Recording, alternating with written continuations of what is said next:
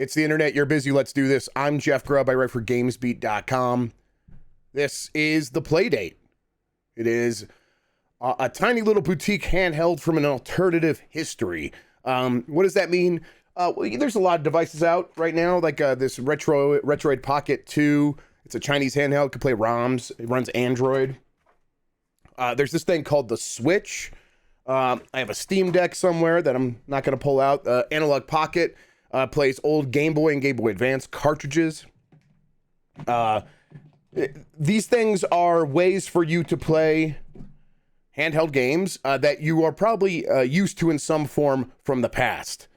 This is something different. It doesn't play your old cartridges, doesn't out of the box play ROMs. Someone will probably get ROMs running on it. That's not the point of it, though. The point is, it is a tiny little handheld with a modern CPU, a black and white screen, and it plays new games from modern indie developers. And the way that it distributes these games is also part of that experience. So there's going to be 20 games as part of season 1, or around that many games. I'm not exactly sure the number. It might fluctuate. It might change over time too. But there's, more than a dozen games, and those games will come to you once per week. You'll get a new game. It'll download. And so you'll be playing one game, and then a week later, you'll get a notification that a game's available. You could download it. It'll show up as a little present on your screen. You unwrap it. It's a beautiful little animation. And then you get to play that game. And that's the game you get to experience for the next week, as well as any other games you've unwrapped previously. What this does is it creates like this overarching, like contained experience where it's like, okay, you are playing the Playdate more than you are playing any one of these individual games. Now, that is not to say that these games are unsubstantial or insubstantial. Neologisms, unsubstantial, new word created right now. And it's not to say they're like slight. Some of them are arcadey quick experiences. Some are full-fledged RPGs. There's a game where that plays like Advance Wars or a tactics game where you're taking pictures of Sasquatches and stuff like that. And there's a game where you're taking pictures of birds, and that's much more like a Pokemon game or something along those lines, like a Pokemon RPG. The system itself is, like I said, it's got black and white screen. It's a monochrome. It's 1 bit, which means that each pixel can only do 2 colors, black or white. That's not even as much as like the original Game Boy, which had 2-bit color. It could do 4 different variations of a gray scale. But this screen is still much better. Doesn't have a backlight, so you're gonna have to have light, and you're gonna have to bounce it off, and that's gonna be a big part of like using this. Is you're not gonna be using it at night. Unless you got a worm light somewhere that comes off of USB-C. Oh, we'll play the games in a second. You're not going to be doing stuff like that, but you will be, playing it during the daytime or with a lamp or something like that. And you got to bounce the light off of it and catch it. And that works really well. The screen itself is actually kind of distinct and unique looking because of this black and white display, but also because the refresh rate is really good. I think it's refreshing at 60 frames per second. Without any of that ghosting that you might remember from the Game Boy. So it actually looks really sharp and crisp, and I like it a lot. It has 2 face buttons, a D-pad, this sleep button at the top, a menu button, and this crank. The crank, making noises. You know what? Actually, that's the good volume there. I'm going to turn it down here.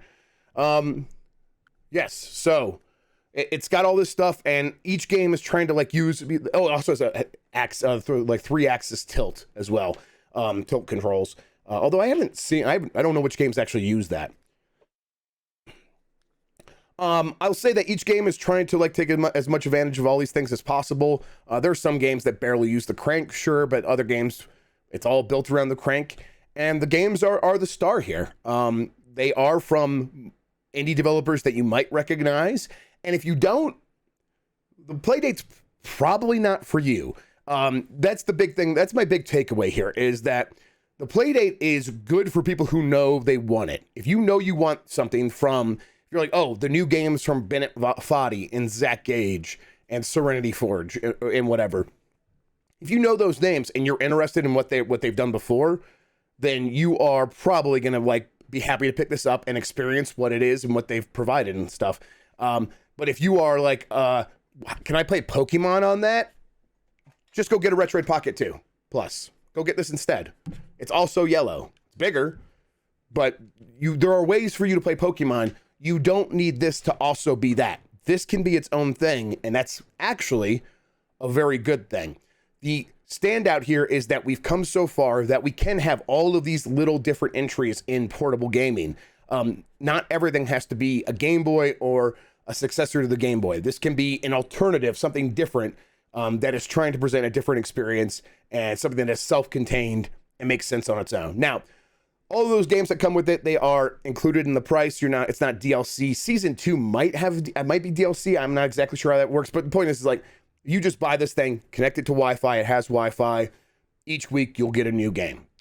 Let's take a look at some of these games though, so we can get a look at what this thing, how this thing works.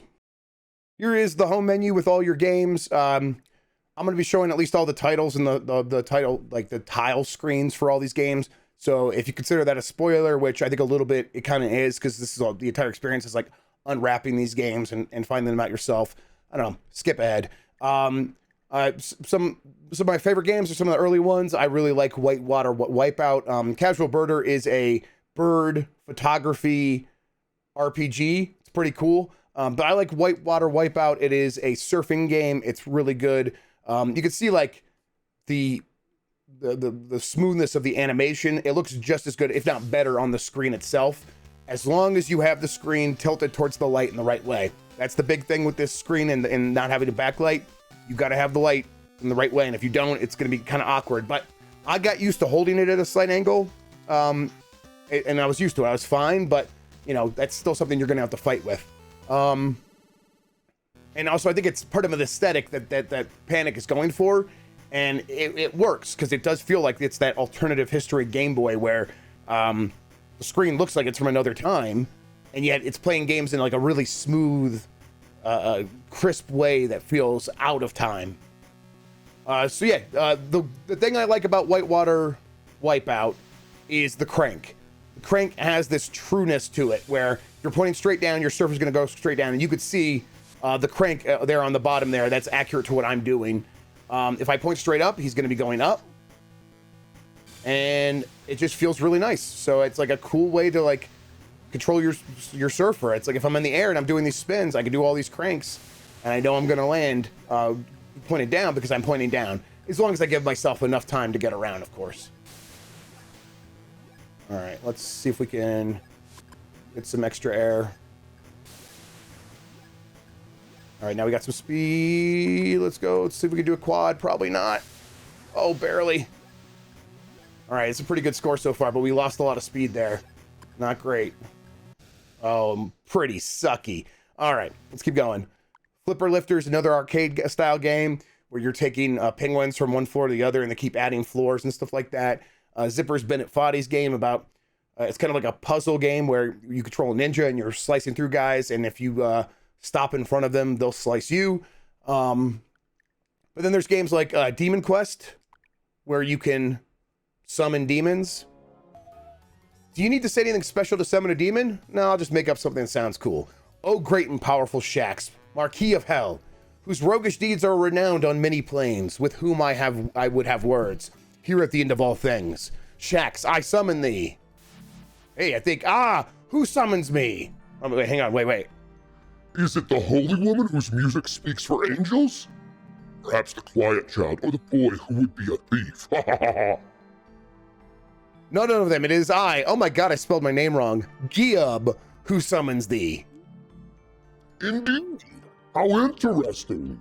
Thou hast obtained an audience with Marquis Shax. Mortals. Ha ha ha. Curious mortals thou art. Highly curious. There's a bunch of other games. Sasquatchers is like a kind of like a tactics game where you're taking pictures of Sasquatches. Snake is Snake. Inventory Hero is one where you basically are just controlling your inventory and that's it. You just either drop an item or you equip it, or you do nothing and save it for later. So I'm just moving back and forth. I got my grapes here. I'm gonna put on my shoes. As these things pop out, if this was full, things would start getting knocked off. This is just trash. We're gonna drop that. Put on these shorts. Yeah, I mean, it's games like this. There are games that have some depth to them. I mean, I think that surfing game has a lot of depth. but not everything is like that. Some of these have depth in other way, and some of them are just like arcade style games. Ratcheteer is a full like Legend of Zelda style RPG, it seems like. I've played more of it than what it looks like here because I had to reset my Playdate for that unboxing thing. But yeah, it's an underground RPG that looks like Zelda, where you have a lantern and you can crank it up to get more power so you can see further at night, or you can turn it off and just walk around in the dark. Turn it back on here. Kind of walking around trying to see what's going on here in the underground. Apparently the surface has been demolished, so everyone lives underground. Not every game's going to be for everybody. That's the big thing. There's games I've played that I'm not super into, and some of these, honestly, some of the more in-depth games, like Saturday Edition is like an adventure game where you're walking around discovering stuff in an environment. I don't need to be playing that. That's not super what I want from this. I mean, maybe that'll change over time. Maybe my opinions on that will change as I'm like, okay, maybe I'm in the mood for this. But the point is that there is a whole library of stuff here that you won't have to pay extra for. It's all just included. And some of them will really hit. And again, for me, that has been Whitewater Wipeout. The thing about the Playdate for me is where it's exactly where we should be. We have the Steam Deck, we have the Switch, we have these Chinese handhelds like the Retroid Pocket 2. Those things play games in a way that we expect. Hardware is now affordable enough for something like, for a company like Panic to create something that is bespoke and its own thing, and then to have developers make games specifically for it. And it feels experimental, it feels weird and strange. And if you want to like play with games on those terms, this is ideal. It's a really well executed version of that idea. If you just want Pokemon games, go get a Chinese handheld. Just go play that instead. As far as like delivering on what this is trying to do, yeah, the screen, like I do have to hold the screen at a certain angle, but this is what it looks like most of the time, as long as you're just like tilting it this much. Like if we tilt it like right here, see it goes dark? Let's just tilt it up a little bit and it's good. That's what it's like when you're holding it. As for all the other aspects of it, I mean, I think the buttons feel good. It's a little bit slight, a little bit small. And I actually have had better luck like with my Whitewater surfing game, playing it docked to the PC with the app that you can do. It's called an app called Mirror. But not that much. Like I could still play all the games and enjoy them just fine on this device, except for if I don't have light. But I think this is a great idea and I'm glad we got it. And if it's not for you, it's definitely not for you. Don't think like, oh, this thing will win you over. I don't think it will. If you want the next, if you're just waiting for the next Call of Duty, the next God of War, I mean, go get a Steam Deck then. If you want a handheld that can play God of War, that exists. That's out there. Go get that instead. This is definitely not for you. This is for people who do know who Bennett Foddy is and want those games. That's gonna do it. I think for me, like if I were to put it on our scale at GameSpeed, our 5-star scale, I would give it 4 out of 5. I really like it. I think it's great. I think it's great for who it's for though. And that's a very specific caveat that you need to keep in mind. And it's just going to depend on whether or not each game, how many of these games are really going to hit for you. And if you're someone who plays a lot of indie games, well, go for it. Okay. That's going to do it for me. Thanks for watching, everybody. I appreciate it. Until next time, have a good one. Take care of yourself and goodbye.